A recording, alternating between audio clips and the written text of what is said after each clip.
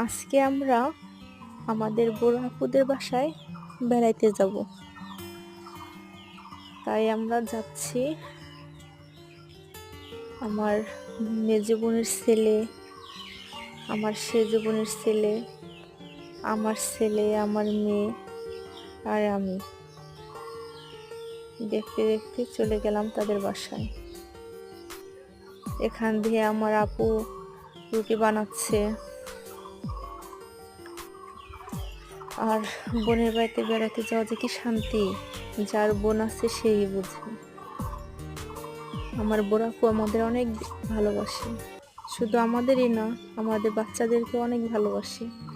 তাই আমার বাচ্চারা আমার বড় আপুদের বাসায় যাওয়ার জন্য অস্থির হয়ে থাকে। বাচ্চারা বায়না করলো তেল দিয়ে ভেজি রুটি খাবে, আমার আপু বানিয়ে দিল। আর আমার আপু পিঠা, পায়েস এগুলো বানাইতে খুব পছন্দ করে। তার কোনো আলসি নাই, যখন মন চায় তখনই পিঠা পায়েস বানাই দিতে পারে।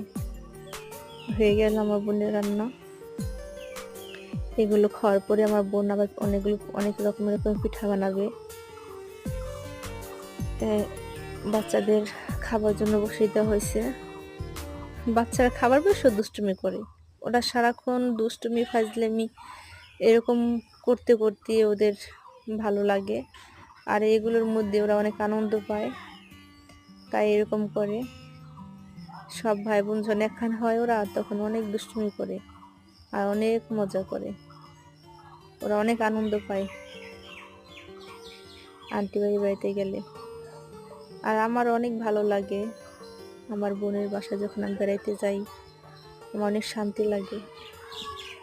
আর বড় বোন না মায়ের সমান, তাদের ভালোবাসা নিঃস্বার্থ ভালোবাসা, ওদের ভালোবাসার সাথে কোনো তুলনা হয় না। বড় ভাই বোন থাকলে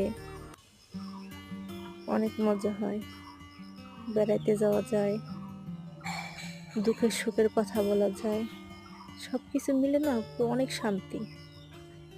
বাচ্চাদের খাবার দেওয়া হয়েছে, খাইতেছে। আমার আপু অনেক রিকোয়েস্ট করতেছে আমাকে তুমিও খাও, তো আমিও খেয়ে নিলাম। আমার আপুর হাতের রান্না অনেক মজা, যেভাবে না রান্না করে আমার বোন সেইভাবে আমার অনেক ভালো লাগে। আমার অনেক প্রিয়